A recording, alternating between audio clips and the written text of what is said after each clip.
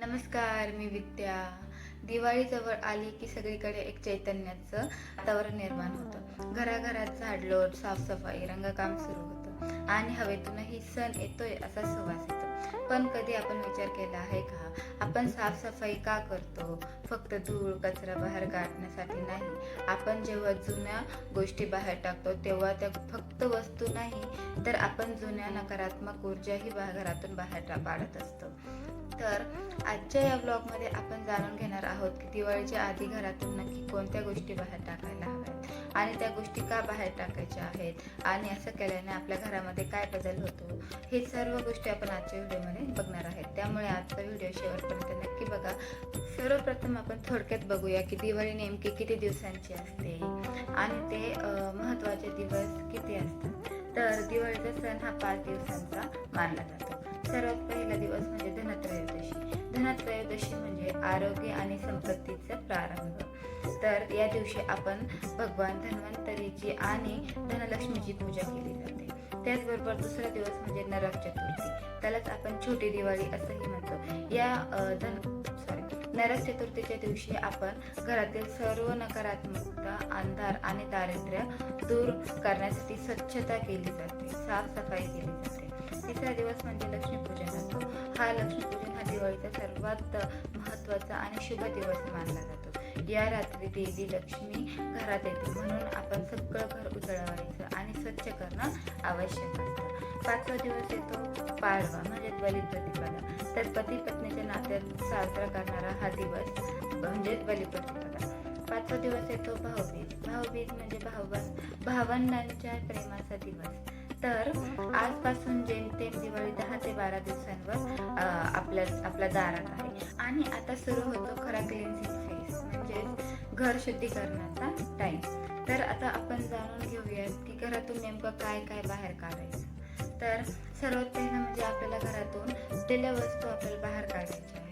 जसं की तुटलेले ग्लास असतील, तुटलेले कप असतील, त्याचबरोबर काही फोटो फ्रेम असतील किंवा घड्याळ असतील. या वस्तूंमध्ये अडकलेली ऊर्जा ती त्याच ठिकाणी स्थिर राहते. त्यामुळे वास्तुशास्त्रानुसार तुटलेली वस्तू ही घरात असली की ती अपूर्णतेची ऊर्जा पसरवते. म्हणून लक्ष्मीपूजनाऐवजी या वस्तू आपल्याला बाहेर काढायच्या आहेत. त्यामुळे खूप नकारात्मकता ऊर्जा घरामध्ये टिकून राहते. त्यामुळे आपल्याला ह्या गोष्टी बाहेर टाकायच्या आहेत. त्याचबरोबर आपल्याला जुना झाडू किंवा झाडण्याची जी पण वस्तू असेल ती आपल्याला घराबाहेर टाकायची आहे. कारण की झाडू हे घरातील लक्ष्मीचे प्रतीक मानलं जातं. म्हणून जुनी झाडू धनत्रयोदशीच्या आधी फेकून द्यायचं आहे आणि नवीन झाडू खरेदी करायचं आहे. नवीन झाडू नव्या वर्षाची समृद्धी घेऊन येत असतो. त्यामुळे आपल्याला या दिवशी नवीन झाडू घेऊन यायचं आहे आणि ज्या पण झाडण्याच्या वस्तू किंवा जुना झाडू असेल ते आपल्याला फेकून द्यायचं आहे. त्याचबरोबर जे कपडे आपण वर्षभर वापरलेले नाहीत किंवा न वापरण्याच्या स्थितीत आहेत ते दान करून द्यायचे आहे. अशा वस्तू घरात ठेवल्याने नकारात्मक ऊर्जा वाढते. दान केल्याने आपल्याला आनंद आणि समाधान मिळते. त्याचबरोबर आपल्याला घरातील आपली बंद पडलेली किंवा काही इलेक्ट्रॉनिक वस्तू असेल, किंवा बंद पडलेलं घड्याळ असेल तर ते किंवा जे घड्याळ आहे ते चालत नाही ते वेळ थांबवतं. आणि वेळ थांबवणं म्हणजे आपल्या घरातील माणसांची प्रगती थांबवणं असा अर्थ होतो. म्हणून बंद पडलेल्या इलेक्ट्रॉनिक वस्तू जसं की घड्याळ, इलेक्ट्रॉनिक फोन, खराब झालेला टॉर्च किंवा रिमोट आपल्याला घराबाहेर काढायचा आहे. त्याचबरोबर आपल्याला जुने पेपर असतील, काही बिले असतील, रिसिप्ट असतील किंवा काही रद्द फायदे असतील तर ते आपल्याला घराबाहेर काढायचे आहेत. कारण की ठीक आहे, आपण म्हणत असतो की हे आज नाही काम येणार पण उद्या तरी काम येईल, परंतु असं केल्याने आपल्या घरामध्ये भूतकाळाची जी ऊर्जा असते ती अडकून राहते. त्यामुळे आपल्याला फेकताना लक्षात ठेवायचं आहे की वैयक्तिक दस्तऐवज फाडूनच फेकायचे आहे. जे जुने पेपर आहे, बिल आहे, ते सर्व जे आपल्या काही पावत्या असतील ते सर्व आपल्याला फाडूनच फेकायच्या आहेत. त्याचबरोबर आपल्याला घरातील जुनी पूजा वस्तू टाकून द्यायची आहे. जसं दिवाळी म्हणजे देवतांच्या स्वागताचं आमंत्रण असतं, म्हणून पूजेतील जे उरलेलं काही मातीचं असेल, त्याचबरोबर काही अगरबत्ती, धूप, दीप किंवा दिव्याची वात ही सर्व काही उरलेलं असतील किंवा काही कोरडी फुलं वगैरे असतील तर ती आपल्याला सर्व बाहेर काढायची आहे. कारण की देवघरामधूनच आपल्याला सकारात्मक ऊर्जा आपल्या घरामध्ये निर्माण होते. तुटलेल्या मूर्ती असतील, काही कलर गेलेले फोटो फ्रेम वगैरे असतील तर आपल्याला ते घराच्या बाहेर काढायचे आहे. त्यामुळे नव्या ऊर्जेसाठी पूजा सामग्री ही नवीन घ्यायची आहे. कारण की दिवाळीचा सण हा वर्षातून एकदाच येतो, त्यामुळे आपल्याला पूजा घर पहिलं स्वच्छ करायचं आहे. त्याचबरोबर आपल्याला जर घरामध्ये देवीची मूर्ती तुटलेली असेल किंवा रंग गेलेला असेल किंवा ती खराब झालेली असेल तर ती आदराने वाहत्या पाण्यामध्ये विसर्जित करा किंवा पिंपळाच्या झाडाखाली ठेवा, परंतु ती घरामध्ये कधीही ठेवू नका. त्यामुळे आपल्या घरामध्ये नकारात्मक ऊर्जा जास्त लवकर खेचली जाते. त्यामुळे आपल्याला या सगळ्या वस्तू देवघरातील बाहेर काढायच्या आहेत. त्याचबरोबर आपल्याला घराची उत्तर दिशा ही धनलक्ष्मीची दिशा असते आणि त्या दिशेला जर जड वस्तू ठेवल्या तर लक्ष्मीचा प्रवाह थांबतो. वास्तुशास्त्रानुसार प्रत्येक दिशा ही वेगळी ऊर्जा असते. पूर्व दिशेला सूर्याची ऊर्जा असते, दक्षिण दिशेला यमाची दिशा असते, पश्चिम दिशेला धैर्याची आणि उत्तर दिशेला म्हणजे कुबेराची दिशा असते. धन, संपत्ती आणि संधीची दिशा असते. या दिशेतून कुबेर आणि लक्ष्मीची ऊर्जा आपल्या घरामध्ये प्रवेश करत असतात. जर ही दिशा खुली, प्रकाशमान आणि स्वच्छ असेल तर आपल्या घरात धनाची वाढ होते. त्याचबरोबर व्यवसायात प्रगती होते आणि कुटुंबामध्ये आनंद एकदम टिकून राहतो. त्याचप्रमाणे आपल्याला आपली जी जुनी चप्पल आहे, जुने बूट आहे ते आपल्याला घराबाहेर काढायचे आहे. कारण की आपली ही चप्पल ही नेहमी आपल्या जमिनीच्या संपर्कात असते. त्यामुळे आपल्या घरामध्ये वाईट शक्ती, नकारात्मक ऊर्जा जास्त प्रमाणात येत असते. त्याच प्रकारे आपल्या घरामध्ये जर आपण कुंड्यांमध्ये झाडं लावलेली असतील आणि त्या झाडांची पाने जर पिवळी झालेली असेल तर ती आपल्याला पिवळी पाने काढून टाकायची आहे. कारण की त्या पिवळ्या पानांमुळे आपल्या घरामध्ये नकारात्मक ऊर्जा जास्त लवकर आकर्षित होतात. त्यामुळे आपल्या इथे झाडाची पाने काढून टाकायची आहे किंवा वाळलेली झाडं असेल तर ती आपल्याला घराच्या बाहेर काढायची आहे. संध्याकाळच्या वेळी लक्ष्मीचा प्रवास घरात होतो असं मानतात आणि त्यावेळी आपण घरातील कचरा बाहेर टाकला तर सकारात्मक ऊर्जा ती समृद्धी घरात न येता बाहेरच राहते. म्हणून दिवसभरात कधीही साफसफाई करा, पण सांजेनंतर आपल्याला म्हणजे सूर्य मावळल्यानंतर कचरा बाहेर टाकू नका. हे केवळ परंपरा नाही तर ते ऊर्जेचं विज्ञान आहे. लक्षात ठेवा, जिथं साफसफाई, स्वच्छता आणि वेळेचं भान असतं तिथेच लक्ष्मी टिकते. त्याचबरोबर घरातील कुटुंबियांनी दिवाळीच्या या 4 ते 5 दिवसांमध्ये घरामध्ये वादावाद करायचे नाही, एकमेकांना शिवीगाळ अजिबात करायचं नाही. त्याचप्रकारे आपल्याला दिवाळीच्या या दिवसांमध्ये कुणाची फसवणूक करायची नाही, कुणाला उधारी द्यायची नाही किंवा कुणाची उधारी ठेवायचीही नाही. त्यामुळे लक्ष्मी आपल्यावर नाराज होते. त्यामुळे एकमेकांसोबत खोटं बोलू नका आणि कोणालाही पैसे उधार देऊ नका आणि उधारीही ठेवू नका. हे बघा, हे लक्ष्मी मातेचे आणि कुबेर देवताचे दिवस असतात. त्यामुळे आपल्याला या सर्वांना जेवढं प्रसन्न करता येईल तेवढं आपल्याला प्रसन्न करून घ्यायचं आहे. हे बघा, दिवाळीच्या तेवढे 5 ते 6 दिवसामध्ये आपल्याला ब्रह्ममुहूर्तावर उठायचं आहे किंवा ठीक आहे, मी म्हणत नाही की ते 4 ते 5 वाजता उठा, परंतु आपल्याला 7च्या आत उठायचं आहे. ठीक आहे, आपण समजू शकतो की घरात आजारी व्यक्ती आहे किंवा मूलबाळ आहे छोटंसं किंवा घरामध्ये म्हातारी माणसं आहे, त्यांनी लेट उठलं तर काही नाही, परंतु तुमच्या आमच्यासारख्यांनी लवकरच उठायचं आहे. किमान 7च्या आत तरी उठायचं आहे. त्यामुळे आपल्याला दिवसभर असं फ्रेश जाणवतं.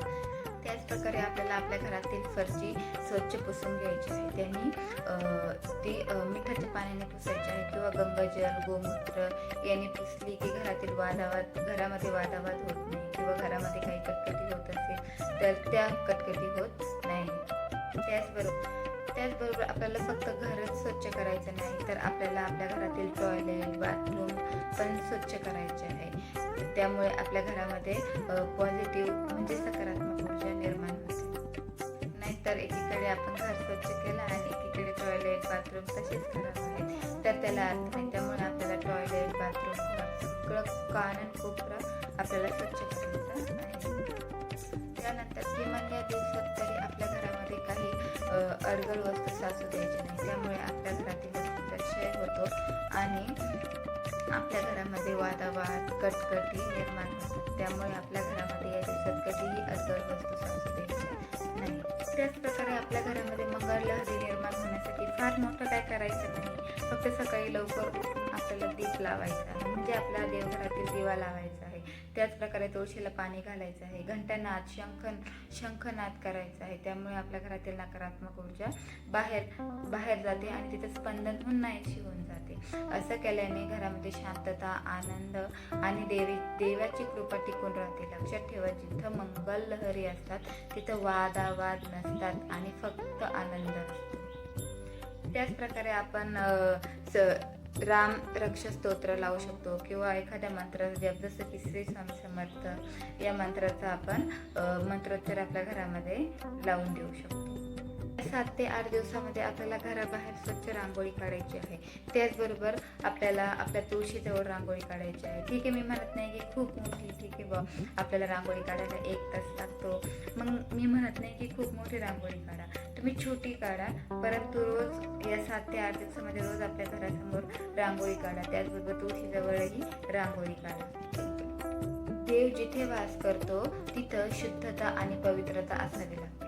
घरामध्ये धूळ, कचरा किंवा अस्ताव्यस्तपणा असेल तर त्या नकारात्मक ऊर्जेमुळे आपल्या प्रार्थनेचा प्रभाव कमी होऊन जातो. जेव्हा आपण आधी स्वच्छता करतो तेव्हा फक्त घरच नाही तर मनही स्वच्छ होतं आणि देवाचं नाव घेतल्यावर स्पंदन हे देवापर्यंत पोहोचतात. त्यामुळे आपल्याला देवपाठ करण्यापूर्वी आपल्याला पहिलं आपलं देवघर सर्व स्वच्छ करायचं आहे, मगच देवपाठ करायचा आहे.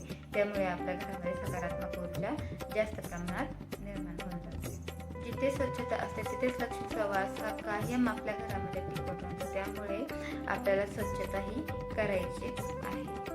जेव्हा आपली दिवाळीची सर्व साफसफाई झाल्यानंतर आपल्याला एका ताटामध्ये पाणी घ्यायचं आहे. त्यामध्ये थोडंसं मीठ, गंगाजल, त्याचप्रमाणे गोमूत्र आणि अगदी चिमूटभर हळद घ्यायची आहे आणि ते आपल्याला एखाद्या आंब्याच्या पानाने किंवा तुळशीच्या पानाने आपल्याला संपूर्ण घरामध्ये शिंपडायचं आहे. त्यामुळे कानाकोपऱ्यामध्ये असलेली काही निगेटिव्ह एनर्जी किंवा काही नकारात्मक ऊर्जा असेल तर ती नकारात्मक ऊर्जा ही राहिलेली असेल तर ती घराबाहेर टाकल्या जाते. त्यामुळे आपल्याला हे घर स्वच्छ झाल्यानंतर आपल्याला हा उपाय करायचाच आहे. हे बघा, एक गोष्ट नेहमी लक्षात ठेवा, स्वच्छतेशिवाय भक्तीचं फळ मिळत नाही. देवाकडे मनापासून केलेली प्रार्थना जरी केली तरी जर देवघर किंवा आपलं मन अस्वच्छ असेल तर ही प्रार्थना पूर्ण होत नाही. स्वच्छता म्हणजे फक्त झाडलोट नाही तर मनातील राग, मत्सर आणि द्वेषही साफ करणे. जेव्हा आपण घराबाहेर आणि आतलं दोन्हीही शुद्ध करतो तेव्हाच भक्तीचं फळ मिळतं. म्हणून रोज थोडी स्वच्छता करा आणि घराची आणि मनाची दोघांचीही स्वच्छता करा. त्यामुळे आपल्याला आपण जे देवाची भक्ती करतो तिचं फळ लवकर भेटतं. हे बघा, आपण रोज देवाचं नाव घेतो, पूजा करतो, पण काही वेळा ती शांती, ते समाधान मिळतच नाही. का बरं असं होतं? तर कारण देव फक्त फुलं, दिवे आणि मंत्रात नाही तर तो स्वच्छतेत, सुगंधात आणि शुद्ध मनामध्ये वास करतो. घरामध्ये धूळ असेल, अस्ताव्यस्त असेल तर देवाची ऊर्जा ही घरात स्थिर राहत नाही आणि मनात राग असेल, मत्सर असेल, कटुता असेल तर मग त्या मनात भक्ती फुलत नाही. म्हणून भक्तीचा पहिला टप्पा म्हणजे स्वच्छता. ती झाडूने घरात असो किंवा क्षमेने मनात असो. जेव्हा आपण घर झाडतो तेव्हा फक्त कचरा नाही तर नकारात्मक ऊर्जा बाहेर पडते आणि जेव्हा आपण मन स्वच्छ ठेवतो तेव्हा देव आपोआप येतो. म्हणून लक्षात ठेवा की स्वच्छतेशिवाय भक्तीचं फळ नाही आणि भक्तीशिवाय आयुष्यात समाधान नाही. जर ब्लॉग आवडला असेल तर ब्लॉगला लाईक करा, शेअर करा